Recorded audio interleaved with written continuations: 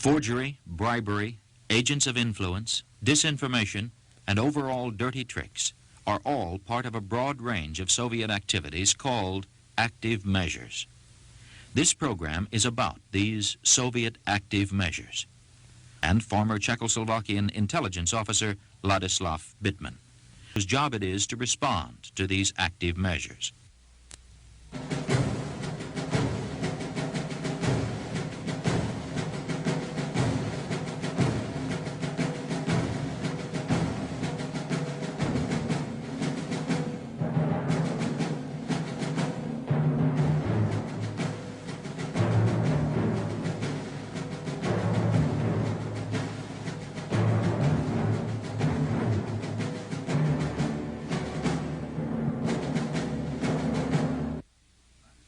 In the mid-1960s, Ladislav Bittman was deputy director of the Czechoslovakian Intelligence Service Department of Disinformation. In 1968, after the Soviet invasion of Czechoslovakia, he defected to the United States. Disinformation is actually a deliberately distorted or manipulated information that is leaked into the communication system of the opponent with the expectation that it would be accepted as genuine information and influence either the decision-making process, for example, or to influence or manipulate public opinion. From 1964 until 1966, the Czechoslovak service was involved in a number of operations, mainly against the United States, undermining American foreign policy in Western Europe, in developing countries. And at the time, the Czechoslovak television was thinking about making a documentary about Black and Devil's Lakes in Czechoslovakia, the Czechoslovak West German borders. And that actually brought the Czechoslovak disinformation department with the idea to use it to put something in one of the lakes, and that then the television would discover it. And we actually prepared a series of documents for that purpose. Well, originally we dropped 4 chests at the bottom of the Black Lake. They were actually empty. There were no documents at that time, because we still didn't have these documents. We were still searching for the documents. And then came the Czechoslovak television team, and I was one of the divers. They didn't know that I was an intelligence officer. They thought that I was one of the Czechoslovak officials at Ministry of Foreign Affairs. So I actually led the diving team to the area where these chests were placed on the bottom, and they were discovered. And the Czechoslovak Ministry of Interior announced at a special press conference that historically important documents were discovered in that lake. And that was the beginning of a campaign that lasted for about 2 years. The purpose was to revive the threat of Nazism and to point a finger at West Germany and say, look, they are still there, and West Germany is still a great potential danger for you.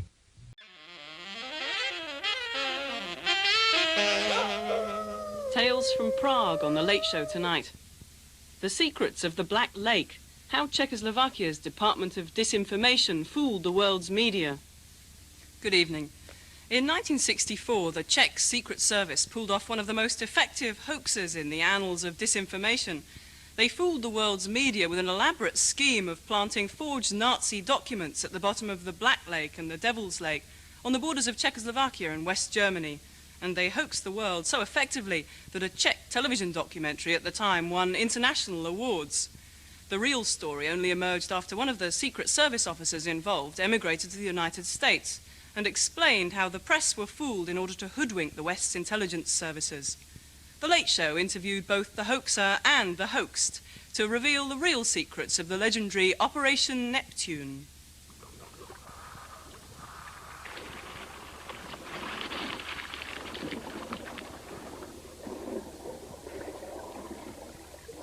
I was the deputy commander of the Czechoslovak Disinformation Department. At the time we were looking for a operation that could be a calling card of the new department. I have to say that nobody in the Czechoslovak television knew about the real purpose of this operation. Not only that, nobody in the Czechoslovak government knew anything about it.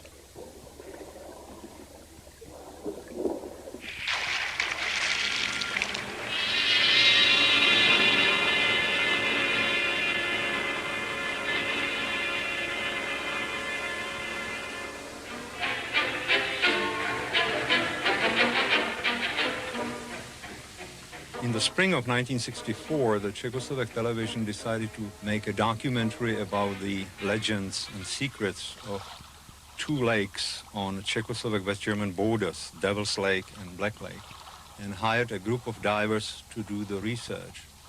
I was one of them.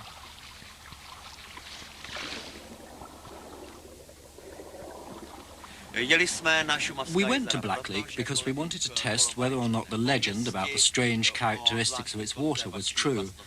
It was said that the water had some special properties, such as perfectly preserving the bodies of people who drowned there. We also wanted to try underwater filming for the first time. Are you scared?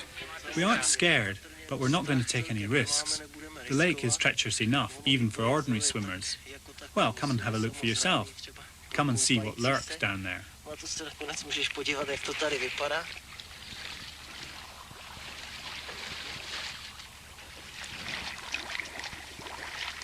It was my hobby, and only after coming back from this first visit to the lakes, when I talked to my colleagues at the office, we came to the conclusion that it was a unique opportunity to use this for disinformation purposes against West Germany.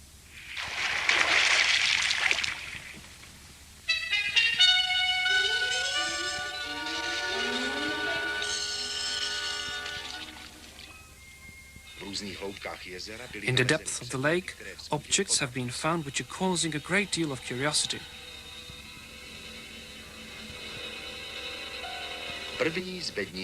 This is the first of the boxes which has caused a sensation. At this time, our divers were only vaguely aware of the danger. When the divers took out the boxes, we were immediately suspicious. We thought it was too big a chance to have found them after only 2 or 3 days diving. Our suspicions deepened when we chatted in the local pubs to some of the border guards. They told us about peculiar military activities taking place around the lakes before we'd arrived.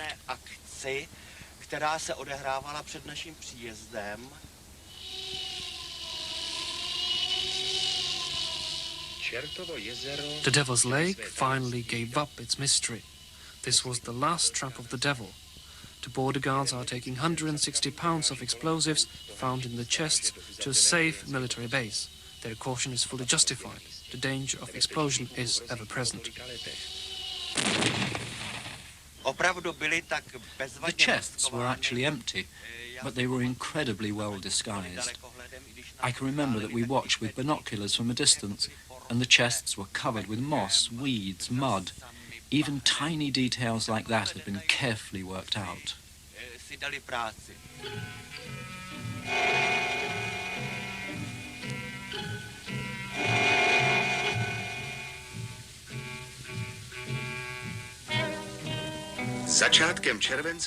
At the beginning of July this year, 4 military-looking chests were found in the Black Lake. They contained Nazi documents. The hoax had 2 aims. Firstly, Bittman and his colleagues claimed to have found lists of wartime German sympathizers still living in Czechoslovakia. Armed with this threat, they hoped to stop the West German Secret Service from recruiting there. People who might have become German agents went to ground. Some even committed suicide. Secondly, by whipping up anti-Nazi hysteria so publicly, they hoped to persuade the Allies to continue with the prosecution of Nazi war criminals and indirectly drive a wedge between West Germany and the rest of Europe. The plan was a sensational success.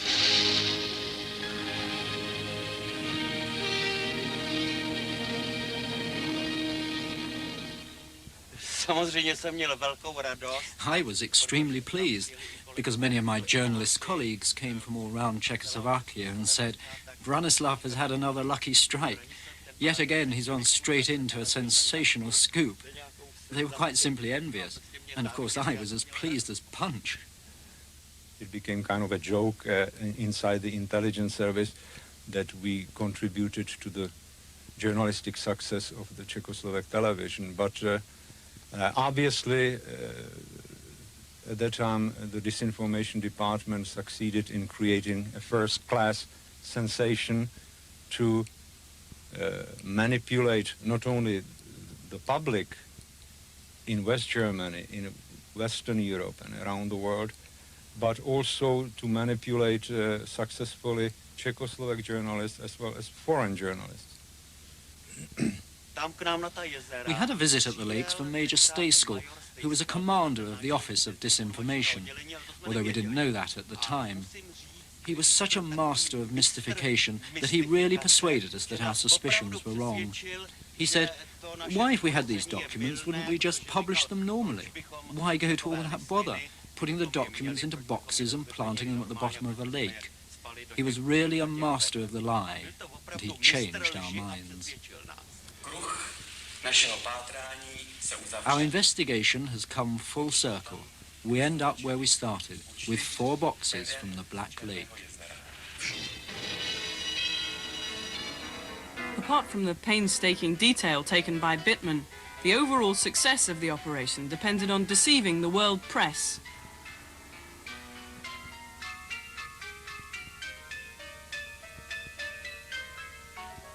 Strogel, then the Interior Minister and until 1988 Prime Minister, was chosen as the person to front a major press conference and lie to TV and journalists from all over the world.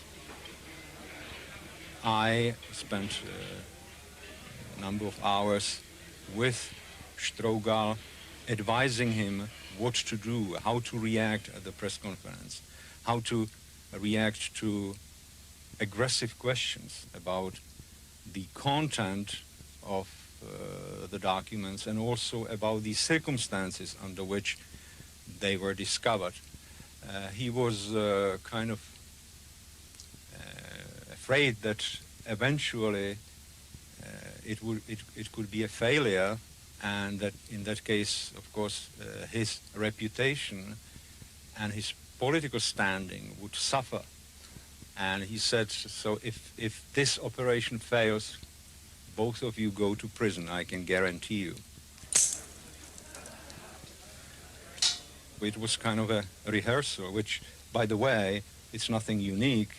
I'm sure that you know that Western politicians do the same thing. They are quite often rehearsed for major press conference. That is something that happens in London and Washington or in any other capital of the world.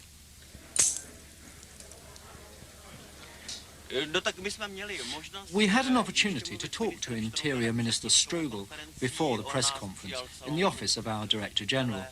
He thanked us, in his words, for very commendable journalistic work, and then the press conference started. Marvellous. In one word, Strogel was marvellous. Our suspicions began to subside because the world's press, the so-called wolves, asked some very hard questions. Strogel and the other officials from the ministry gave brilliant performances.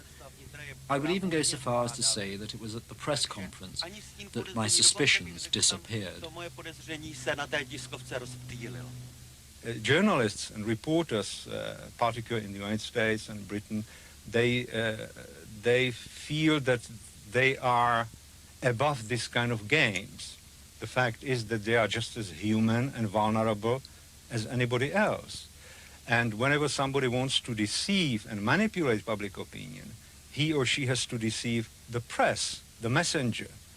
And that's why it is so important to educate the new generation of journalists about this international pollution. These days there are disinformation campaigns at work in Czechoslovakia which cannot be put down to coincidence. There are, as our president says, friends of the old order at work, and they are trying to set us against each other. I think the Black Lake incident teaches us that there were, and I'm afraid still are, various departments of disinformation who make it their job to stir up mud.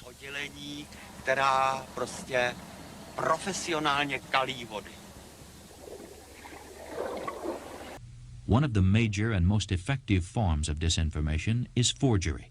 Letters, telegrams, memoranda are forged on a regular basis. Dr. Bittman explains. I would say that the major successes were in developing countries, where the governments didn't have the expertise to analyze properly these operations. And for example, sometimes in very cheap forgeries are accepted, anti-American forgeries, forgeries of American documents, are accepted in developing countries as a genuine proof of American conspiracy. Letters and telegrams are not the only forgeries.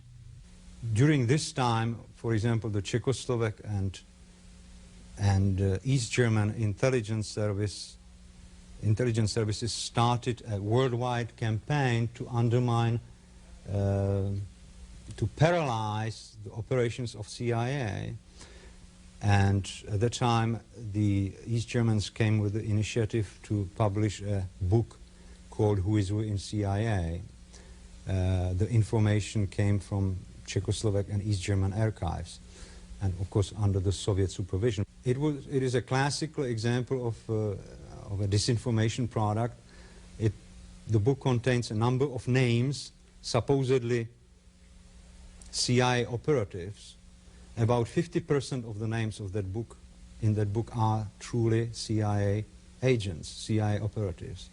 And then there is a number of names of various American diplomats, public officials, judges, journalists who never worked for the CIA. Of course, we cannot, they are not so naive to think that one successful disinformation operation can totally change the balance of power. But they believe that these operations have cumulative effect. One way of looking at the impact of these activities, and they've gone on for many, many years, since the 1950s, so that you're speaking of 30 or so years of such activities, is to think of drops of water falling on a stone. 5 minutes, 10 minutes, 15 minutes, 1 hour, 1 day, nothing happens. But 5 years, 10 years, 15 years, you've worn a hole in the stone. It's very important to educate people about these techniques, to make them aware of the basic elementary techniques of disinformation and active measures, so that they develop certain protective devices, so it makes it more difficult for the Soviets to misuse these people, because in many cases the messengers even don't know that they are misused. If the democracies don't regain their self-confidence, I am very pessimistic, because the Soviet Union is extremely skilled in its propaganda techniques. So I think that the reality of our future lies in what I would call the reconquest of the truth.